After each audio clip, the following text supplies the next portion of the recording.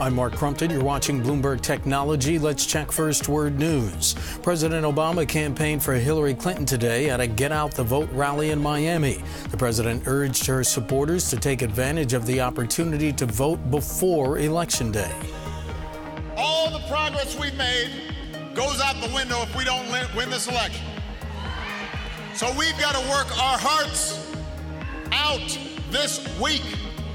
We got to work like our future depends on it, because it actually depends on it. Also on the campaign trail in Florida, Donald Trump hit back. This guy ought to be back in the office working. He's not going to be there very long, thank goodness. But he ought to be back in the office working. In South Carolina, friends and family of Walter Scott, an unarmed black man shot and killed by a white police officer last year, testified today after opening statements in the former officer's murder trial. Cell phone video footage showed Michael Slager shooting Scott in the back as he ran from his car after being pulled over. Slager faces 30 years to life if convicted. Syrian troops will allow rebels to leave Aleppo during a temporary break in fighting declared by Moscow. That's according to the Russian military, which says 2 corridors near the borders will stay open Friday during what's called a humanitarian pause. In New York, I'm Mark Crumpton. Bloomberg Technology is next.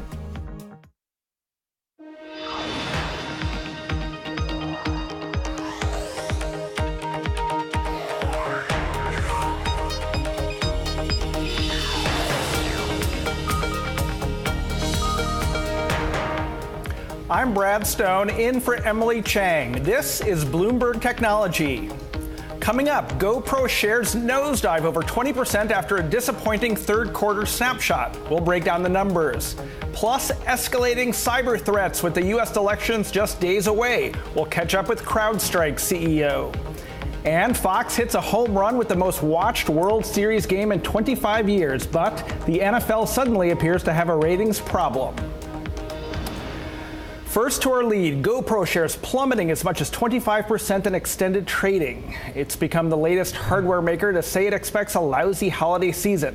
The company lowered its sales forecast for the fourth quarter to between 600 and 650 million, missing analyst estimates. GoPro also missed the estimates for third quarter sales, reporting over 240 million in revenues, down 40% year over year. Net loss was 104 million, down more than 650% from the same quarter last year. CEO Nick Woodman told investors on the earnings call that the production issues were to blame for the weak results. As a consequence of our compromised production ramp, we were unable to fully restock channels which had been cleared of legacy products during the third quarter. And furthermore, we anticipate difficulty catching up to meet forecasted demand during the fourth quarter. Joining us now for more is Jitendra Worrell of Bloomberg Intelligence, and from New York, Bloomberg Technology reporter Selena Wang. Jitendra, GoPro stock plummeting like a drone that hits a power line. After thinking that it's going to take off first. After thinking that it would scale to the skies. What is ailing GoPro? So now they're blaming production issues for not being able to meet targets. But, this is really a bad execution story over here, because they didn't have a product last year. There was no refresh. So there was quite a lot of time that happened. They finally fixed the ease of use issues that people had. Finally, there were new products and drones, and you take that and marry that with production issues. I mean, it just raises a lot of concerns about the execution risks over here. Selena, getting into the drone business was supposed to provide a next act for GoPro. When you look at this balance sheet and the way that Wall Street has reacted to the third quarter results, are there any bright spots for GoPro? I mean, Woodman was very coy about saying anything about the karma. What he did say was that in the fourth quarter, it would be a pretty small proportion of the revenue compared to the new camera. The biggest thing they have going for them really is their brand at this point. If you look at the DJI, they've been in this business for 10 years. They have excellent features. They have more features, in fact, better sensors, better technology. The price point is quite similar. So if you're looking at it from a pure tech standpoint, really DJI wins out in this area. There's also tons of startups getting into this business as well with lower end machines. So really, the brand is the only bright spot for GoPro because more people in the US know about GoPro. Right, DJI being the Shenzhen-based drone maker, has been in the business for a number of years. Was GoPro surprised by DJI's competitive response to its drone plans, right? It introduced its own drone very soon after GoPro made its announcement. But this is GoPro's first drone versus DJI's Drone King, so that was kind of expected. I mean, what's interesting is like the supply chain issues across the drone industry seems to be pretty much similar. I mean, even DJI is having some shipping issues. Now, what GoPro is saying that they're expecting double-digit growth next year. Now, expectations are more than 20%. We don't know what that double-digit really means. And even looking at the execution that they have shown so far, we're just concerned about, like, are they able to pull off the opportunity that they have in drones? And when you say supply chain issues, what does that mean? Like in DJI, the production issues, can you order issues. One of these new drones for this holiday season? You can, but you can't get it. You can order it, and they will take your money, but they will probably not Does it get here for Christmas? Maybe. Now they're saying December for DJI. Karma is saying November 28th. But beyond that, you know, we were really hoping that they could leverage their brand, the massive brand that they have, in terms of upselling to the 10 million plus customers. And the interest level was pretty high as well, you know, when we did our surveys. But if these guys are not able to meet the demand or not able to resolve these production issues, I mean, that's raising a lot of execution risks for the company. Selena, you wrote a story that highlighted problems at another hardware maker, Fitbit, and of course we've drawn some connections here between these two companies and their poor performance. Are they related? Is there a kind of secular problem among all these hardware companies as we head into the very important holiday season? There's a fascinating correlation between the two companies. I mean, they're both young companies that have recently IPO'd. They were IPO to much fanfare, and they really just haven't lived up to their expectations. I think taking a step back and looking at these companies, though their actual products have little overlap, they both are in markets that aren't really quite proven yet. And I think the question that investors are asking is, can you turn a sort of fad into a long-term sustainable company? I mean, you look at GoPro, they make these little tiny rugged cameras, and now they're trying to do drones. But the question everyone is asking is, does everybody need a tiny little camera in addition to their smartphone?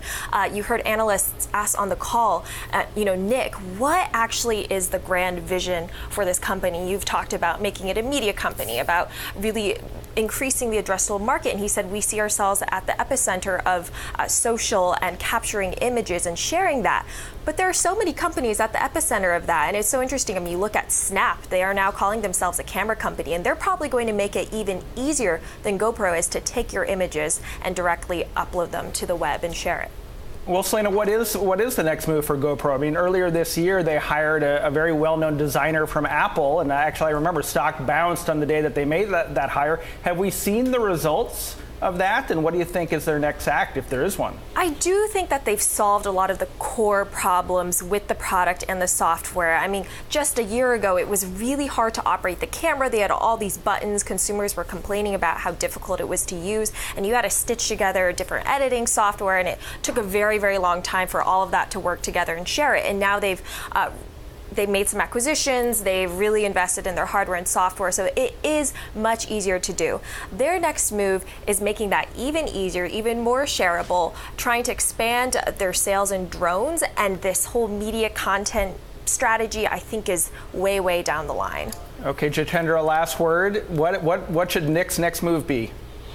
Focus on the execution. I mean, it's not acceptable, especially when you had such a big gap in terms of your product cycle. So taking the right steps that they have done with respect to ease of use and leveraging the brand and trying to cross-sell, they have the opportunity, but you got to move very, very quickly or you're going to lose it. Okay, Bloomberg technology reporter Selena Wang in New York and Jitendra Warral of Bloomberg Intelligence. Thank you both. Thank you, Brad. Still to come, the cybersecurity firm that first pointed the finger at Russia for the DNC hack is back. CrowdStrike's CEO tells us about the top cyber threats to watch on Election Day. This is Bloomberg.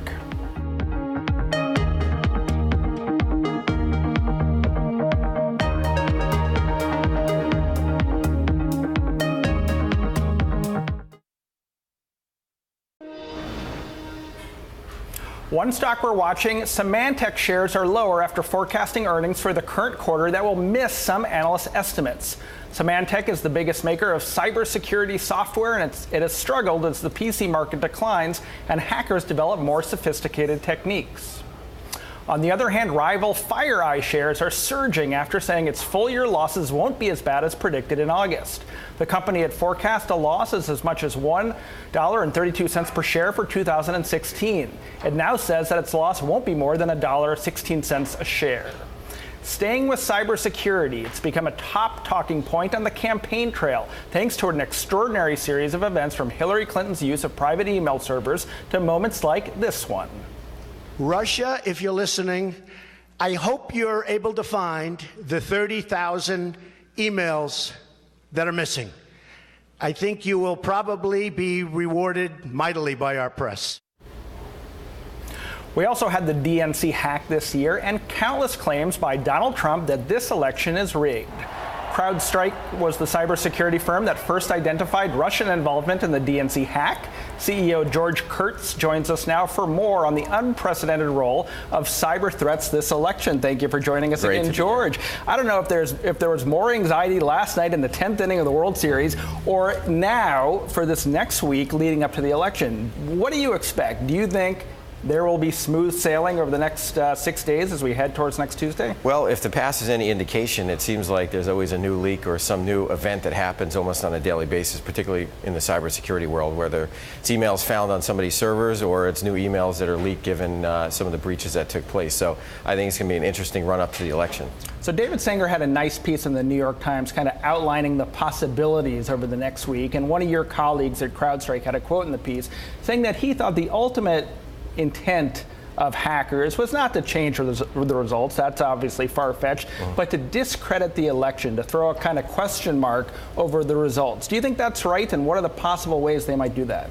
Well, I think in general, when you look at what transpired and some of the work that we've done, and certainly some of the work that the government has done to come out and name Russia as one of the actors involved here, I think that's part of the mode of operation that's been done in the past. Cyber is just a new medium, but in the past, whether it was in the 50s, 60s, 70s, it was a similar methodology in terms of trying to introduce chaos where you can. And this is just another way to do that through cyber. So I think if we look at the election and we look at what's been done so far, I mean, people are asking the question, is it Russia, is it not Russia, what's going to happen, what does it all mean, are the elections going to be hacked or not? And it's a talking point, I think, that helps to sometimes destabilize what's going on. Has Russia done this in the past? I know there was some suggestion that maybe they got involved in the Ukrainian elections with similar tactics. Talk a little bit about what happened in those previous elections and whether that might give us a guidepost for this next week. Well, they're a very capable adversary, certainly very good on the cyber side, which is one of the things we see all the time when we're investigating these sort of activities. And their method of operation hasn't necessarily changed. The medium has changed, right? So they're now more focused on cyber because they don't have to necessarily leave the comfort of their chair. But when you look at the methods, whether it's a piece of malware or whether it's a phishing attack, it's all available on the internet, and they're taking advantage of all that data. Is it simple enough to say that they are trying to support the candidacy of Donald Trump, or are they basically trying to throw the U.S. election system itself into chaos? Well, like most governments, they collect lots of information. If you look at all the emails, whether they're classified or not classified, things like collecting what's happening behind the scenes and understanding where the wind is blowing is very important for them. So that collection mechanism is not necessarily unique. It's what you do with that data. And I think what has been very unique in this case is the fact that it now has ended up on the internet, and people are free to look at it. And does that influence the election one way or another? We'll see. So every American voter that turns out next Tuesday and goes to an electronic voting machine, and now that's a vast majority of voters, is going to wonder in the back of their minds, is this voting machine safe? Is that unequivocally a yes right now, or is there still some question in your mind? Well, I think the question is the voting process safe? And if you look at what happens in the voting process, a lot of it is still manual. There's certainly electronic voting systems, and those are always susceptible to attack. I think there's a lot of eyes that have been put on this. But in general, it's so manual that, statistically, the voting system is not necessarily going to be impacted by hack and change the election. How about voter rolls? Is there some possibility that a voter turns out and they're not registered to vote, or they turned up at the wrong place because of some kind of tinkering from outside the country? Well, I think that's always a possibility. If you look at how easy it is to actually break into these systems and sort of the lack of security that exists in the environment today from legacy technology, it's very easy to get in. And could they manipulate those sort of roles? Absolutely. Will it happen? Will it make a meaningful difference? Don't know. So everyone in the political process, and maybe even in the business world, has had to have been sort of slightly traumatized by this election cycle. I mean, not only Hillary Clinton's emails made public, but you've got companies like Salesforce, whose internal communications were made public as part of Colin Powell, one of its board members, hack. What have the lessons been of this election cycle? Do you think that we've learned something that maybe future candidates or even companies today can take a lesson from? Yeah, I think you need to look at whether it's a candidate or whether it's a company. They all face similar threats. And what's important to realize is, number one, is most organizations have been compromised in some fashion, right? So it's important to understand if there is a compromise in the environment. And number two is the technologies that are put in place to try to defend against these attacks are just inadequate, right? So it's very easy to get in, whether it's a spearfish, whether it's malware running. The current technologies can't keep up. And then having the ability to actually find them very quickly before that data is stolen is going to be very important going forward. So you can look at what happened here, and so it's easy to get in with a spearfish. Malware's not being detected by legacy antivirus technology, and then all the data is being dumped because it's not encrypted. There's many lessons learned and things companies can do. A spearfish is basically user error. It's somebody clicking on a link that they shouldn't have clicked on. Well, they clicked on a link and they either gave out their password, username and password, or they clicked on a link and it downloaded some malware, which wasn't captured by their legacy antivirus technology. Do you think all of these traumas, going back to the Sony hack, have undermined the use of email? Like, are future candidates, our CEOs thinking twice before they hit the send button on an email? Yeah, I would imagine that there's a lot of venture capitalists here in San Francisco and the Valley that are going to be investing in email security companies that focus on really locking down those email servers more than what's been done in the past. Okay, last question. Next Tuesday, the Department of Homeland Security, what is different about the precautions they are taking for next Tuesday, or even how they're spending the day than it was 4 years ago? Well, I think if you look at the election and you understand how it's been influenced by the cyber attacks in the past, I think there's certainly a heightened visibility into what's next, what can come. Just think about the denial of service attack that took place a couple of weeks ago, right? Something like that, could it take out, against social media, could it take out systems that are designed to collect some of this information? Just think about the impact on social media if it was down during the election day. Do you think we'll see a denial of service attack next week? I hope not. I hope not. Okay. Thank you, George Kurtz, CrowdStrike CEO. Thank you. Coming up, investors' concerns over Facebook's ad load sent shares tumbling. So where are other opportunities for revenue growth? That's next. This is Bloomberg.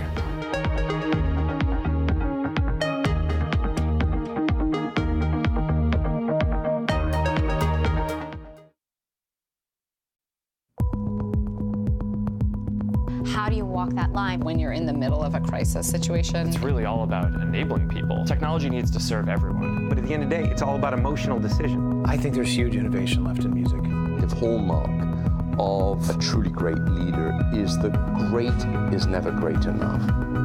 I have the great comfort of knowing what I did and feeling good about myself, and everything else doesn't really matter.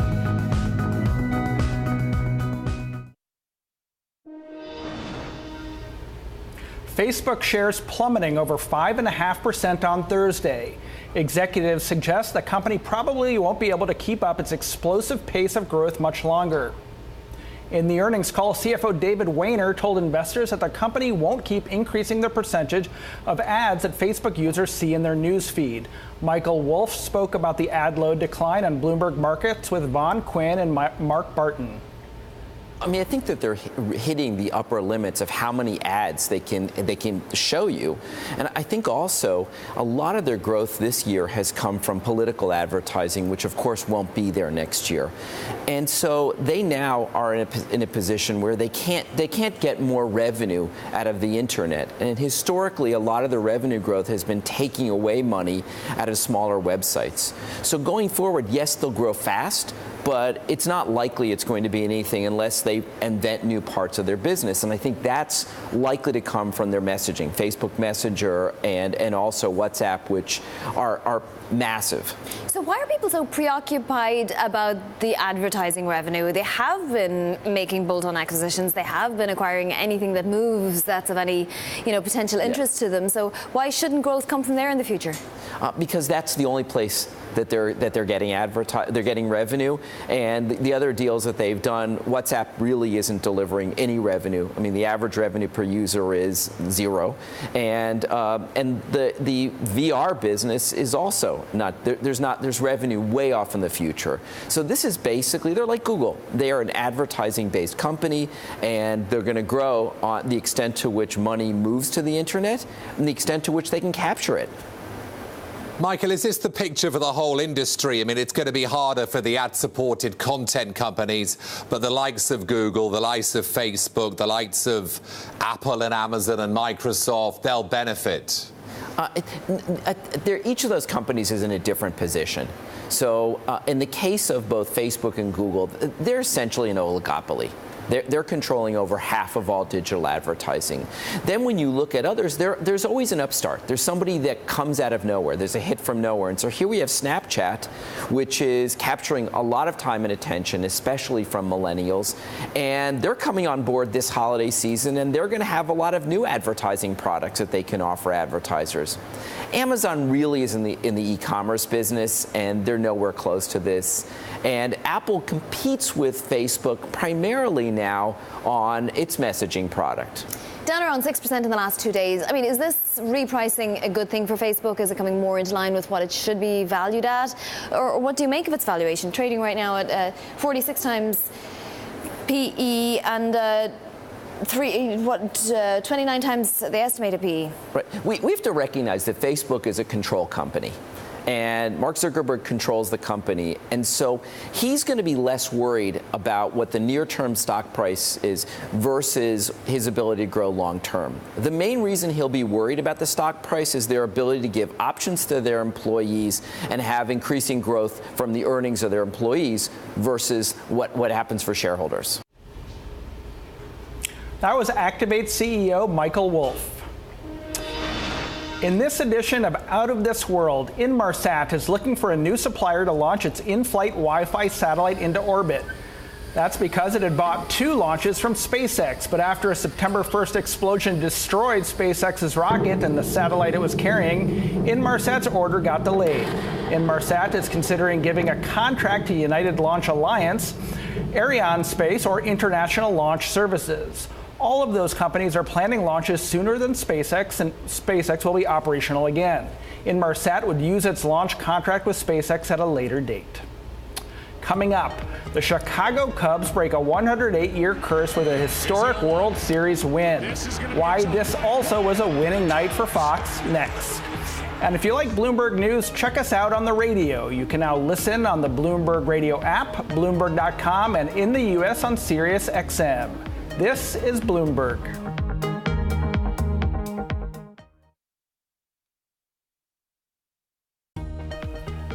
I'm Mark Crumpton. You're watching Bloomberg Technology. Let's check first word news. Hillary Clinton and Donald Trump are dispatching reinforcements to the campaign trail in Michigan, a blue state that may suddenly be in play. Polls show Clinton with a 1-point lead there. Former President Bill Clinton met with black ministers in Detroit, where voters have long been crucial to the Democrat success. Clinton will be there on Friday. Mike Pence and Ted Cruz will campaign for Trump in Michigan today. Choi Soon-sil, a longtime friend of South Korean President Park Geun-hye, has been arrested following allegations of influence peddling. Choi was taken into custody as many opposition lawmakers demanded that President Park also be investigated. Park issued a public apology last week. Nearly a year after the terror attacks in France, tourism still isn't back to normal. According to government figures, foreign visitors who arrive by air dropped 8% between January and October. Prime Minister Manuel Valls has scheduled a meeting next week to look into ways to better promote tourism.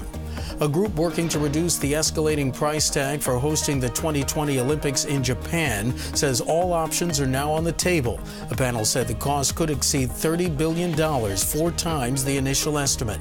A decision's expected at the end of the month. I'm Mark Crumpton. This is Bloomberg. It's just after 6:30 p.m. Thursday here in New York, 9:30 Friday morning in Sydney. My colleague Paul Allen has a look at the markets. Paul, good morning. Good morning, Mark. Let's take a look at New Zealand, up and running on the last day of the week, and not looking so good, off very slightly, about 0.1% right now. We're also expecting declines on the ASX at the open in a little under 30 minutes of about 0.5%. Nikkei futures, meanwhile, looking pretty flat at the moment.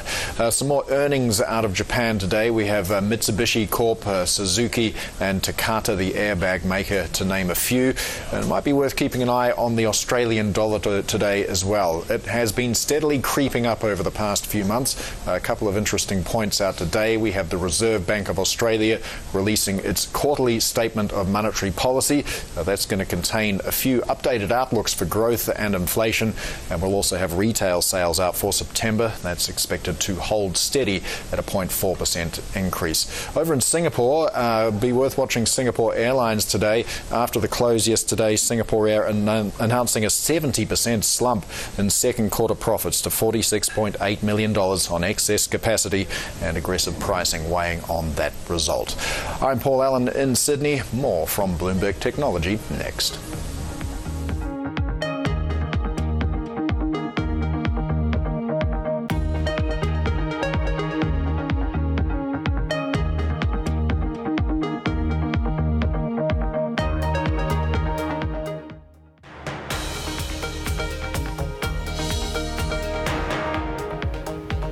This is Bloomberg Technology. I'm Brad Stone in for Emily Chang. The Chicago Cubs had an epic win in Game 7 of the World Series, marking an end to their 108-year drought.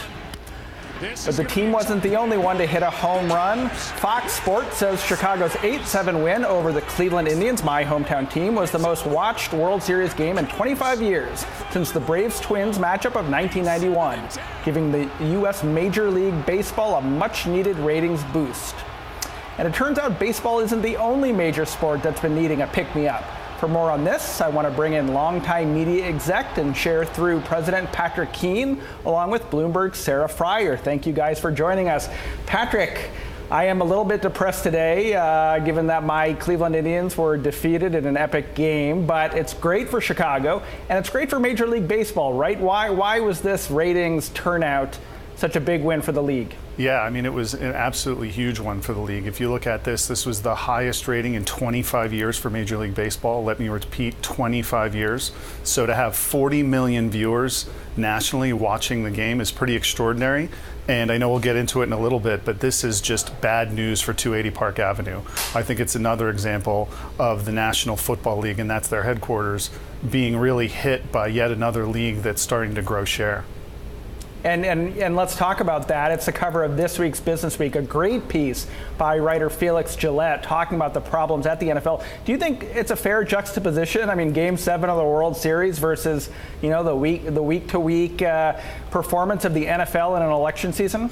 I think it is in some regards, because your average World Series game often is not going to see anywhere near the ratings of even an average primetime NFL game. That's just how dominant the National Football League has been in terms of broadcast ratings over the past many, many years. And this has gone back to even 2006, the first year they had a Thursday night game. So this drop in ratings, to me, following this for many years, has just been an absolute shock.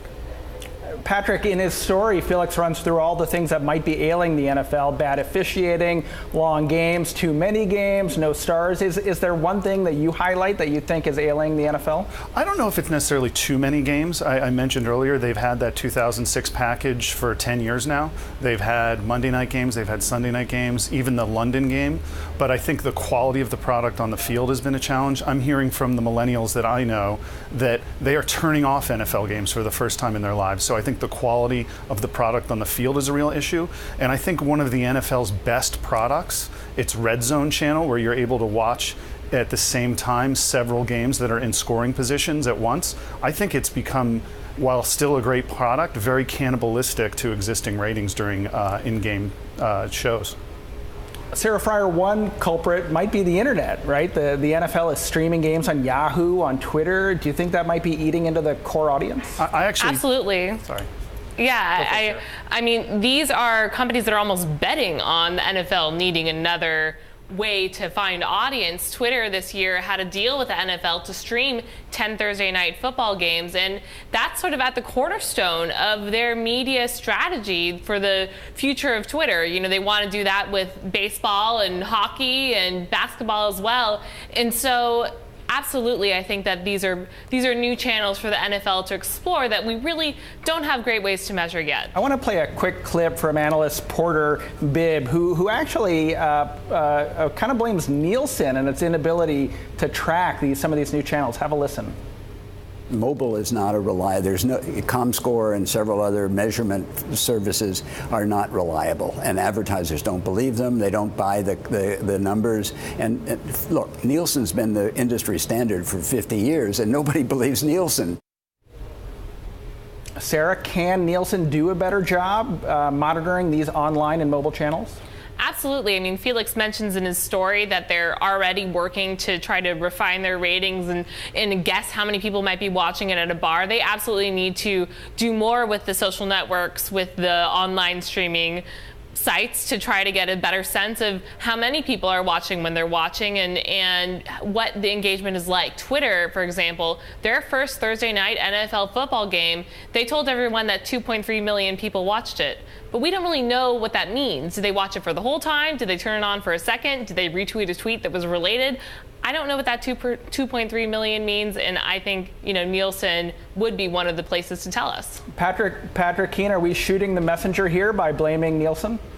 Perhaps, but I mean, Nielsen, as that other guest mentioned, has been in this business for 50 years. I mean, I will take slight bit of a devil's advocate to the Twitter being cannibalistic experience for the NFL. I don't really necessarily think it is. I think what's an issue is that there are so many sources to find scores, so many sources to get instant results and to get instant highlights. It could be a somewhat of an issue, but I don't think that you'll ever see the NFL surrendering a Sunday night game or a Monday night game. There's a reason they're giving Thursday night game access, and I see it as purely additive, not cannibalistic at all.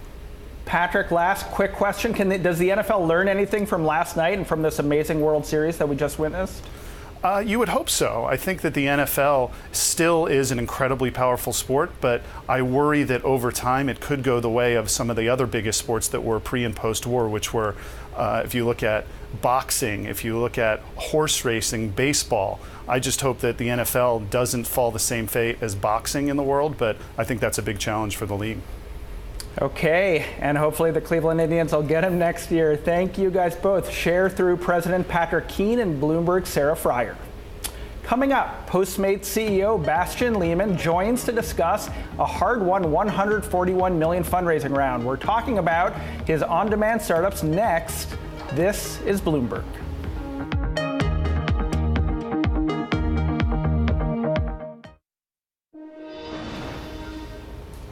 Turning now to the on-demand delivery space. One company making its mark is Postmates. The San Francisco-based delivery startup recently closed a $141 million funding round.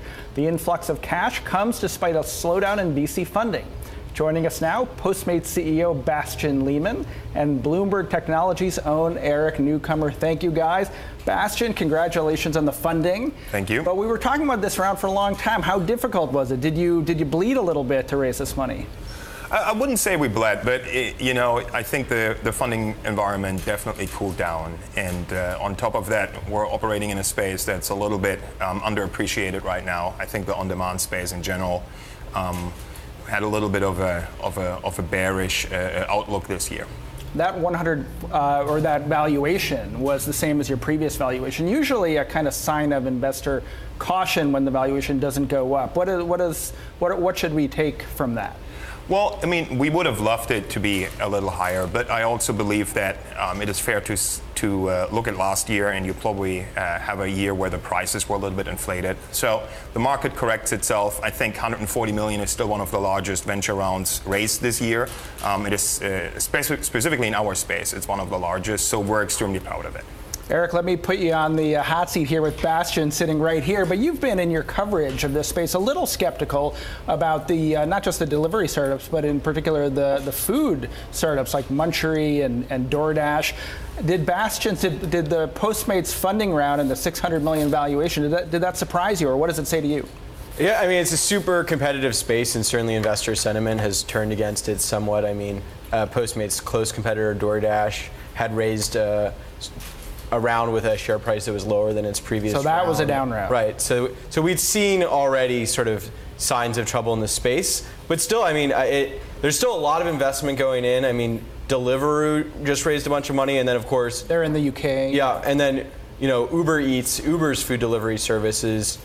We don't have exact numbers on how much they're investing, but they're investing very heavily in that and growing that all over the world. I saw some of them in, you know, Mexico City when I was there recently. So food spaces, there's still a lot of investment being made, but we definitely seen an increase in sort of skepticism about the space. And Bastian, not to go too deeply into inside baseball, but I've read a little bit about how you had to structure the round or anything that you had to offer investors to get to that $600 million valuation. Is there anything that you could tell us about getting to the finish line?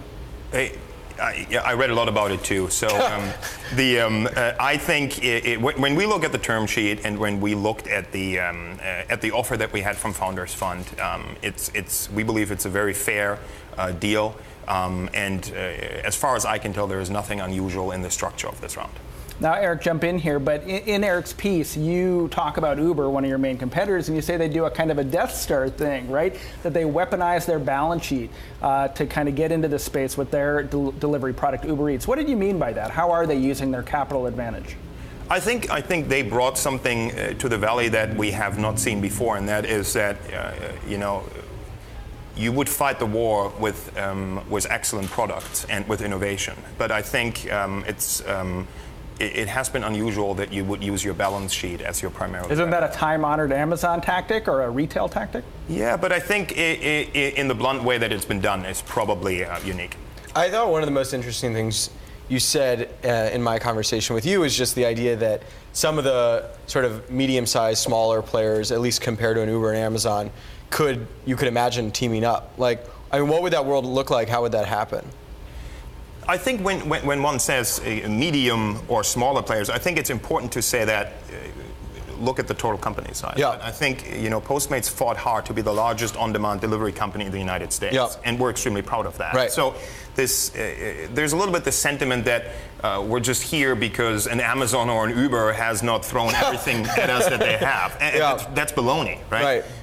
We're here because we deserve to be here because we've grown extremely fast. Right. But if you want to think beyond the next couple of years, if you want to create a truly large company, you have two ways to do that. One way is to go ahead and compete with Amazon and Uber, and you can try that as a startup. And there are ways to success.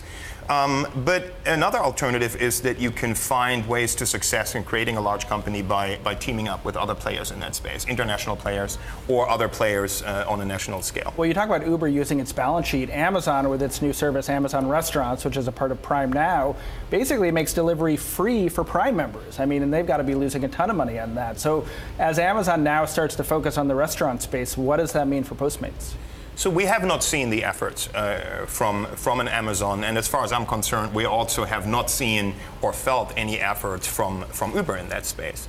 But despite all this, you know, I think Uber and Amazon are interested in their space because it is very lucrative. And this brings us a little bit back to a situation that often perplexes me when people believe that it's impossible to make any money in that space. It's clearly a space that is very interesting to a lot of players, and we hold a large share in that market. We have a product that is virtually free. If you sign up for our subscription service, you pay $9.99 a month. You get unlimited free deliveries over $25. It's a very attractive product. Our customers love it. So we were very well prepared for the competition ahead, and especially given the fact that we co-created this space. If you think back in 2011, Postmates was one of the first companies that brought on-demand delivery to the mindset of customers. you can be sure that we're not just stepping aside because competition heats up a little bit. I think one of the things that I think most people think about when they think about Postmates is you can get anything. Like, it's any type of food you want, and maybe someday sort of anything you want, period. But at the same time, I think to make the business model work, you've acknowledged that you've got to, or at least you have to have some restaurants that are cheaper, and then the everything set of restaurants is going to be much more expensive. Or am I getting that right? Or how do you think about those two categories? The truth is that we're executing against the same plan that we did from when we started the company. We wrote it down in all details, and we actually openly talked about it. We launched a premium product first, a premium product that allows the people that can afford it to get access to goods that they want in a short period of time. That product financed other products. The latest iteration of that is our Plus product, which integrates merchants, where we receive a kickback from these merchants. And on top of that, we have a subscription service. So it's not like Tesla, but it is a lot like Tesla's plan to start in a premium segment and then to bring the price down significantly. And we have done that. We have about 10 seconds left. Your first international market, is it going to be London, or are you starting to rethink that? We're still thinking about it. You don't want to make some news here? I tried it before, and I don't want to be off with the prediction yet. Okay, well, congratulations on the funding. Bastian Lehman from Postmates, founder and CEO, and Bloomberg's Eric Newcomer. Thanks for joining us. Thank you. Tomorrow on Bloomberg Television and Bloomberg Radio, join us for full coverage and analysis of the latest U.S. jobs report. Janus Capital's Bill Gross joins Tom Keene at 8:30 a.m. in New York. Coming up, Chinese internet giant Baidu just formed a new alliance with a major telecommunications company. More on that story next. This is Bloomberg.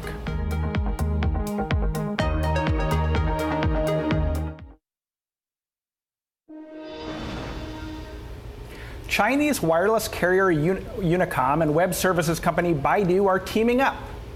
With the blessing of the Chinese government, the two will partner on mobile internet, artificial intelligence, and other areas amid plans for ownership reform of state-owned enterprises. Joining us now, Bloomberg reporter Peter Elstrom from Tokyo and Gordon Chang, author, lawyer, and close China tracker. Chang lived and worked in China for almost 2 decades. Gordon, I'll get to you in a minute, but Peter, you've covered these two companies, China Unicom and Baidu, for a long time. What does this alliance mean to you? Well, it's an important step for both companies at this point. The Chinese government has been looking for ways to improve the efficiency of the state-owned enterprises throughout the economy. That's from the oil companies, the railroad companies, and the telecom companies. The telecom sector is really dominated by these 3 companies. And with China Unicom in particular, they want to be able to increase the efficiency of some of these operations. They're hoping that Baidu can bring some of the private sector innovation and efficiency to the state-owned company. Now, Gordon, that's going to be an unusual idea for a lot of our viewers. What does the Chinese government, why do they have anything to do with the partnership of these two companies? Why would they have any interest in seeing a China Unicom and a Baidu get together on these areas? Well, Premier Li Keqiang about a year ago announced his Internet Plus strategy, and the idea was that the Internet was going to revitalize Chinese industry, including state-owned enterprises. And so, therefore, they are looking at the stodgy telecom companies, Unicom, China Telecom, and they were thinking of merging the two of them together, but they realized that wasn't going to do any good. So they thought, well, why don't we spice up one of them with Baidu? Now, for Baidu, this makes sense in the sense that you put, for instance, Baidu's search function on the 3G handsets of Unicom. But if you're talking about mixed ownership, I don't think this does Baidu any good because they're buying into a company with very low growth potential. Well, what does it do for Baidu, if anything? I mean, they already have some of these distribution agreements with the large mobile carriers in China for their technology. Yeah, I don't think it does very much, because you also got to remember that Baidu has a partnership with China Telecom. That was from last May. And so you have, Baidu able to really put its products onto the telecom services. So I don't know what this does for Baidu. I know what it does for Unicom, because when they announced on October 22nd that, they were thinking of this mixed ownership scheme and participating in it, China Unicom stock really soared in Hong Kong. But for Baidu, It doesn't do them any good at all. I think it just weighs them down. Now, Baidu's a company in trouble. They had a very bad quarter in the sense the first quarterly drop in revenue since 2005 when they went public. But nonetheless, I just don't see how this would help. Peter, our colleague Tim Colpin wrote an interesting Gadfly column today about the union, described it almost as a romance and talked about the possible offspring of Unicom and Baidu. What did you think of that analysis? And is this akin to a kind of a merger or a union? Well, I think it's the beginning of a potential romance, to stick with Tim's potential analogy here. The two companies are trying each other out. This is a relatively low investment form of cooperation between the two companies at this point. I mean, as mentioned before, Baidu is struggling here. Baidu has fallen behind the other leading internet players in China, Alibaba and Tencent in particular. They've tried a number of different strategies, including this online to offline strategy. They've been investing in artificial intelligence. And this is an experiment. Perhaps the romance goes someplace, perhaps it doesn't. Gordon, I'll let you have the last word. If this is a manifestation of this reform effort, what might come next? Will we see similar partnerships with other companies? We've seen Xi Jinping during his rule of 4 years combine already large state enterprises back into formal monopolies. We're starting to see combinations here, perhaps with Unicom and Baidu. This isn't going to help. The Japanese tried doing this in the 1980s, and everyone liked it at the time, this sort of convoy system. But ultimately, it didn't work out. And I don't think it's going to work out for China either, because what plagued the Japanese is going to plague the Chinese as well. Okay, we'll have to leave it there. Author Gordon Chang and Peter Elstrom, Bloomberg Managing Director for Asia Technology, thank you for joining us. And that does it for this edition of Bloomberg Technology. Remember, all episodes of Bloomberg Technology are now live streaming on Twitter. Check us out at Bloomberg Tech TV, weekdays at 6 p.m. in New York, 3 p.m. in San Francisco. That's all for now. This is Bloomberg.